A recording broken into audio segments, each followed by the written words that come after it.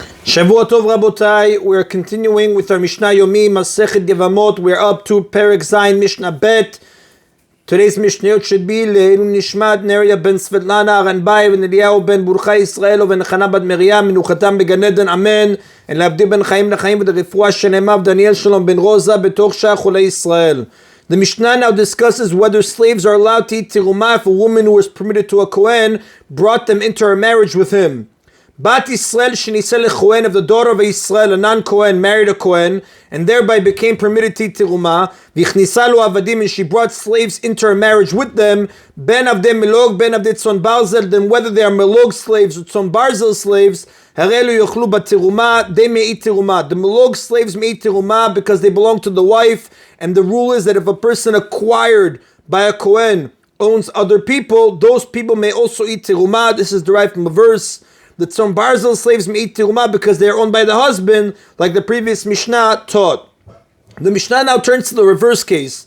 The daughter of a Kohen who married Israel. Before she got married, she was part of the Kohen's family, so she and her slaves were allowed to eat tirumah. But after she marries a non-Kohen, she is disqualified from eating tirumah. So any slave she owns may also not eat it. The Mishnah discusses the status of slaves she brought into her marriage with the non-Kohen. Ubat Kohen shenei said Israel, and if the daughter of a Kohen married Israel and thereby became disqualified from eating tirumah, v'ichnisa lo, and she brought slaves into her marriage with him, ben avdei melog, ben avdei tzon barzel, whether they are melog slaves or tzon barzel slaves, harelu lo yochlu bat tirumah, they may not eat tirumah. The melog slaves may not eat tirumah because they belong to the wife, who is herself disqualified from eating tirumah, and the tzon barzel slaves may not eat tirumah because they belong to the husband, who is not a Kohen. That is in Rabotai of Mishnah Bet.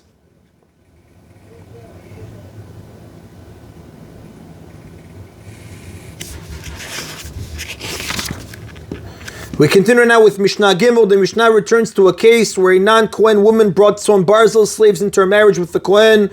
Mishnah Bet taught us that these slaves belong to the Kohen and may therefore eat tirumah. Our Mishnah addresses whether they may continue eating tirumah after the Kohen dies. So in a simple case where the Kohen left sons, they inherit the Tzon Barzel slaves from their father, and since they too are Kohanim, they certainly grant their slaves the ability to eat tirumah. The case in our Mishnah, however, is where the Kohen left sons and also a pregnant wife. The Mishnah discusses how this affects the ability of the slaves to eat tirumah.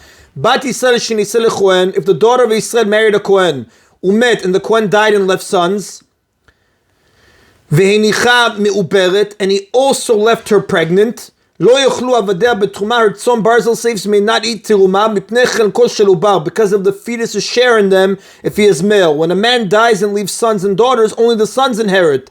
Therefore, if the fetus is a female, she has no share in the slaves. If he is male, he inherits along with his brothers. Since the Tzon Barzel slaves belong to the husband, they are now the property of the heirs, one of whom is a fetus. Since the slaves are partially owned by the Kohen's live sons, who are Kohanim, and partially owned by the male fetus, who is not fully considered his father's child, and therefore does not have the status of a Kohen until he is actually born, the slaves are partially owned by a non-Kohen, which is the fetus. While the fetus is in his mother's womb, he has the status of the mother, who is a non-Kohen. Only after birth is the father's status as a Kohen passed to him. Sha'ubar.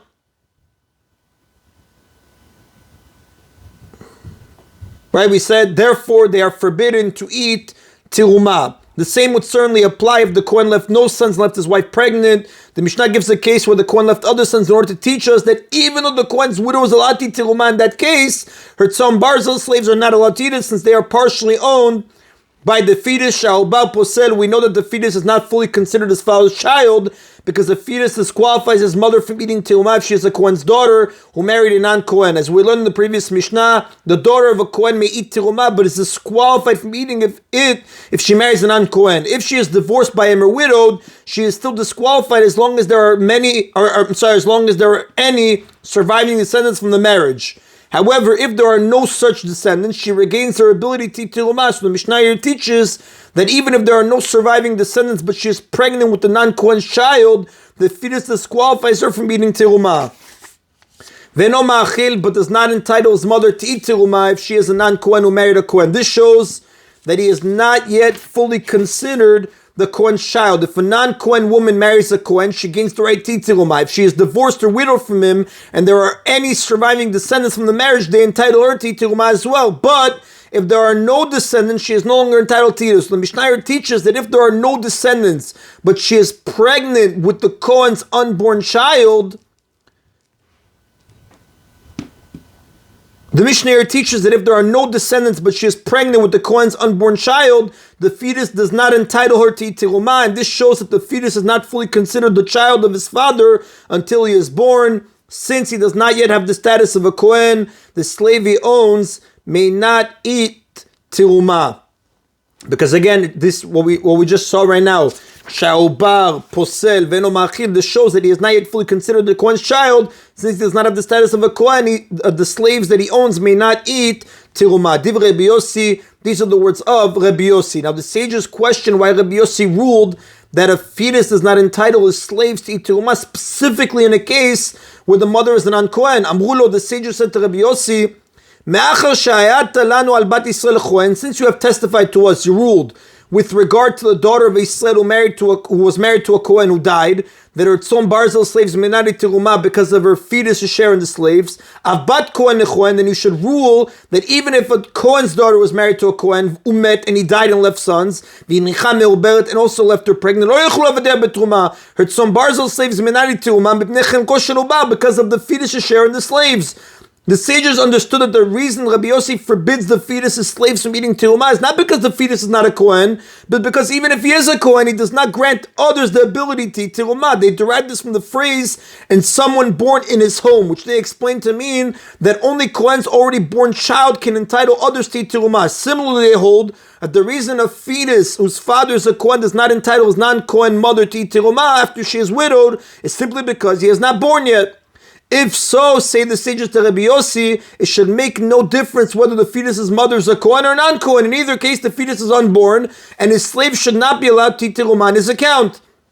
And the commentaries explain that Rabbi Yossi actually holds that whether the slaves may eat terumah depends on whether the fetus is a Kohen, and that depends on whether the fetus's mother is a Kohen or not. If she is a non-Kohen, the fetus is a non-Kohen until he is born, so his slaves may not eat terumah. But if she is a Kohen, the fetus is a Kohen even before he is born, so slaves would be allowed to eat terumah. And this is why Rabbi Yossi stated his ruling specifically in the case where the mother is a non-Kohen. That's how the Rambam explains the Mishnah. The Rav does tell us in any event, En Rabbi Yossi, the Halakha does not follow the opinion of Rabbi Yossi. And that is the end of today's Mishna Yomi. Baruch Adonai Le'olam. Amen v'amen.